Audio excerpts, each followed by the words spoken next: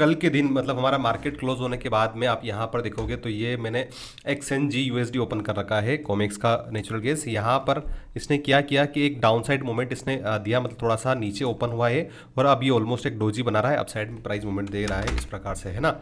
ये इस प्रकार से एक ब्रेकडाउन हुआ और ऊपर जा रहा है। तो यहाँ से हमें एक हिंट मिल रहा है कि हमारा जो नेचुरल गैस किधर जा सकता है। अब हम बात करते हैं हमारी नेचुरल गैस की दोस्तों। तो Indian natural gas MCX future है, उसका अगर आप देखोगे तो कुछ इस प्रकार से, ये मैं डे चार्ट लगाता हूँ, ये इस प्रकार से इसने क्लोजिंग दी है। ये समझना बहुत ज़रूरी दोस्तों, आपके लिए बहुत बहुत ज़रूरी है। यहाँ से आपको समझ में आएगा कि क्या चीज़ें हो सकती है आने वाले दिन में, ठीक है। अभी आप देख रहे हो कल जैसे मैंने बताया था कि ये ट्रेप करेगा दोस्तों। यहाँ पर इसने क्या किया, 2 कैंडल इस प्रकार से क्लोजिंग दी थी और ये बिल्कुल आप देख रहे हो कि ये जो क्लोजिंग थी ना दोस्तों, इससे कहीं ना कहीं लोग ट्रेप हुए, तो उनको लगा था कि यहाँ से एक अपसाइड मूवमेंट आ सकता है और ये ट्रेप जोन था। और कल इसने अपसाइड में ओपन होता है, उसके बाद नीचे इसने क्लोजिंग दी थी। दैट मीन्स ये एक प्रॉपर बियरिश कैंडल यहाँ पर हमें देखने को मिली थी। यहाँ पर जो यूएस का जो वेदर है फोरकास्ट वो कैसा है, वार्म प्रिडिक्ट किया है कि वार्म वेदर रह सकता है आगे इस मंथ मार्च के एंड में, मतलब जो सेकंड जो फोर्टनाइट रहेगा उसमें। इससे क्या होगा, हीटिंग डिमांड कम होगी नेट गैस की और ये कहीं ना कहीं प्राइजेस को नीचे ले जाएगी, क्योंकि जब डिमांड कम होती है तो सप्लाई बढ़ जाती है। सप्लाई बढ़ने और डिमांड का जो इम्बेलेंस है वो प्राइस में हमें देखने को मिलता है। और अब ये जो दोस्तों इनका जो क्या है ना कि 2 हिस्से हैं, वेस्टर्न यूएस और ईस्टर्न यूएस। तो वेस्टर्न यूएस में आप देखोगे तो यहाँ पर वेस्टर्न यूएस में तो आपका अबव नॉर्मल टेम्परेचर हो जाएगा, वहीं ईस्ट कोस्ट जो है वहाँ पर एक बिलो नॉर्मल टेम्परेचर रहेगा, बट वो भी एक्सपेक्टेड रहेगा कि शिफ्ट हायर हो जाए। मतलब एक हिस्से जो वेस्टर्न कोस्ट है वहाँ पे तो क्लियरली वार्म वेदर आने वाला है। ईस्टर्न कोस्ट पे क्या होगा दोस्तों, ईस्टर्न कोस्ट पे अभी थोड़ा सा नॉर्मल से कम टेम्परेचर, मतलब कहीं ना कहीं थोड़ी सी डिमांड तो अभी भी नेचुरल गैस की है, पर धीरे धीरे ये भी फेड हो जाएगी, है ना। फेड क्यों हो जाएगी, क्योंकि आपको पता होना चाहिए इंडिया, अमेरिका, जितने भी यूरोपियन कंट्रीज वो नॉर्थन हेमिस्फीयर है। नॉर्थन हेमिस्फीयर में सन हमारा मूव करता है गर्मी के टाइम पे, इसीलिए हमें यहाँ पर गर्मी देखने को मिलती है, ठीक है। तो चलिए, ये एक न्यूज़ इंपॉर्टेंट थी दोस्तों, तो मैंने सोचा आपको बता दूं। Lower 48 state dry gas production moderate था अभी, है ना। ये तो मैंने आपको ऑलरेडी वीकली वीडियो में बता रखा है, मोटा मोटा मैंने आपको बता दिया कि इसका क्या इंपैक्ट हो सकता है, डिमांड कम होने वाली है। चलिए अब हम बात कर लेते हैं दोस्तों क्रूड ऑयल की। पहले क्रूड ऑयल की बात करने से पहले इसका अपन चार्ट का एनालिसिस कर लेते तो ताकि हमें क्लियर समझ में आए। दोस्तों मैं क्या करता हूँ, यहाँ पर 50 मूविंग एवरेज लगा लेता हूँ। दोस्तों ये प्रीवियस में जब यहाँ से इसने फॉल हुआ था ना नेचुरल गैस में, ये यहाँ से आप देख रहे हो गिरावट स्टार्ट हुई थी, 368 से 315 आया था। 315 के बाद उसी दिन 327 के आसपास ओपन होता है, नीचे क्लोजिंग दी थी और किसका सपोर्ट लिया था इसने, 50 मूविंग एवरेज का। और जैसे ही 50 मूविंग एवरेज के प्लस में क्लोजिंग दी, दूसरे दिन गैप डाउन ओपन हुआ था दोस्तों। और आप देख सकते हो 300 से 260 ऑलमोस्ट 10 to 12% का फॉल हमें डाउन साइड में देखने को मिला था। तो अभी क्या सिस्टम बन रहा है, अभी आप देखोगे तो ये मेरा जो मूविंग एवरेज है वो बन रहा है 334.9 पे।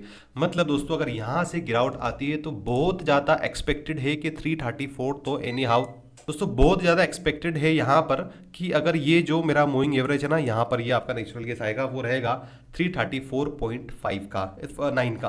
तो ये लेवल देखने को मिलेगी। ये लेवल कब देखने को मिलेगी दोस्तों, ये जो जोन है ना 351 का, इसके नीचे अगर आपका नेचुरल गैस ट्रेड करने लग जाएगा तो ये आसानी से हमें ये जोन यहाँ पर देखने को मिलेगी। तो चलिए थोड़ा सा इसको हम 30 मिनट के चार्ट पे समझते हैं और देखते हैं कि क्या चीज़ें हो सकती है, ठीक है। अगर यहाँ पे दोस्तों आज अगर एक गैप डाउन ओपन होता है तो 345 एक इंपॉर्टेंट सपोर्ट रहेगा।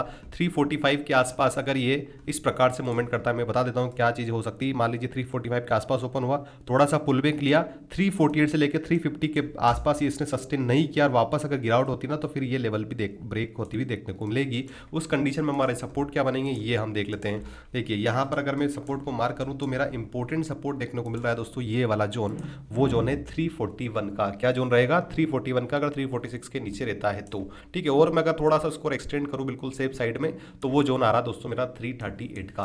तो 338 एक इंपॉर्टेंट लेवल रहेगा। ब्रेक होता है 345 के बाद। 345 के बाद में दोस्तों एक नया सपोर्ट निकल के आएगा, वो रहेगा हमारा डाउन साइड में 327 का। तो ये 2 लेवल आपको याद रखना, स्पेशली आज के दिन दोस्तों।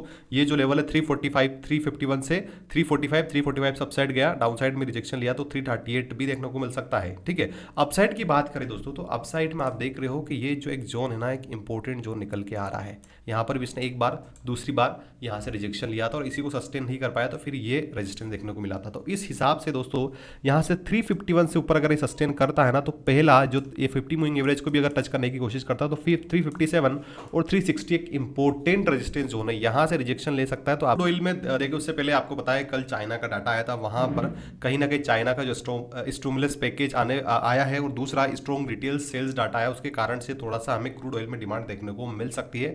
एक कहीं ना कहीं क्रूड ऑयल के लिए थोड़ा सा ये पॉजिटिव था। बट वहीं अगर जो अभी रशिया यूक्रेन वार की चीज़ें भी हमें देखना चाहिए, वहाँ पर अगर पीस डील होती है तो उससे भी थोड़ा सा इसका जो इम्पेक्ट है वो नेग्लेक्ट हो जाएगा, नेग्लिजेंस में चला जाएगा, क्योंकि वो रशिया का जो ऑयल है वो मार्केट में आएगा, उसके कारण से चीज़ें हमें रिवर्स भी होती हुई देखने को मिलेगी। चलिए अब हम क्रूड ऑयल का टेक्निकल चीज़ें देखते हैं। क्रूड ऑयल की अगर मैं बात करूँ ना दोस्तों, तो क्रूड ऑयल में आप देख रहे हो कि यहाँ पर ये एक इस प्रकार से कल इसने मूवमेंट हमें देखने को मिला है।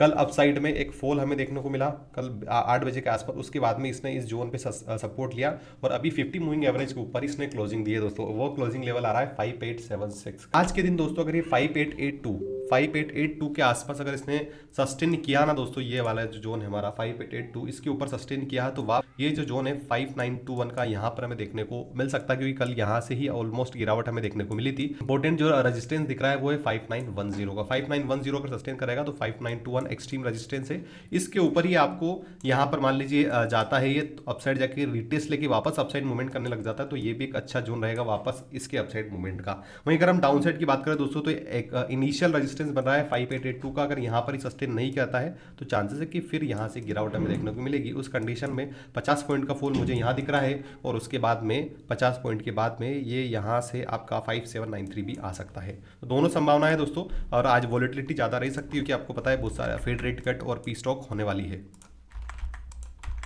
अब देखिए अपसाइड में दोस्तों, अगर इसको अपसाइड में जाना है ना, तो 5921 एक इंपॉर्टेंट जोन है। ये जोन ब्रेक करेगा तभी जाके अपसाइड में जाएगा। उस कंडीशन में हमें जो जोन देखने को मिलेगा 5931 और 5931 के बाद में 5964।